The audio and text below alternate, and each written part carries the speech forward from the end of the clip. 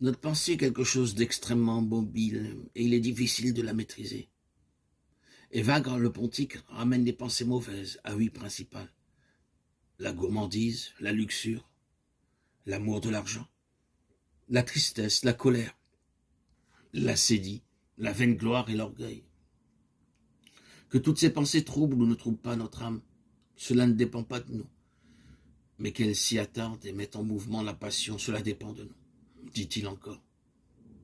Examine-toi sur ces 8 points et vois comment ces pensées naissent en toi pour te faire perdre la paix et le souvenir de Dieu. Nos pères allaient plus loin dans la connaissance de l'homme que nos modernes psychologues. Ils voyaient la racine du mal et de la maladie dans l'acquiescement de notre liberté aux pensées mauvaises. Leur art consistait dans l'éducation de la liberté de l'homme.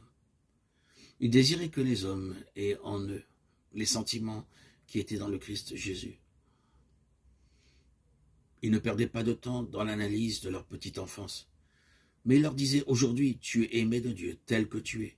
Si tu veux, tu peux changer de vie, devenir un homme nouveau, à l'image et à la ressemblance de ton Créateur. Entre dans l'arène de ton cœur, et là, tiens bon, sois ferme dans le combat, tu connaîtras la paix. Dieu est avec toi, sois guéri de ton mal. Ne pêche plus, il t'arriverait pire. C'est du cœur que procèdent mauvais desseins, meurtres, adultère, débauche, vol, faux témoignage, diffamation. Voilà, selon l'Évangile, où se trouve la cause du mal. Il n'y a pas de plus grand service à rendre à l'humanité que cette purification du cœur. Et l'espérance de celui qui mène le combat, c'est la béatitude promise par Jésus. Bienheureux les cœurs purs, ils verront Dieu.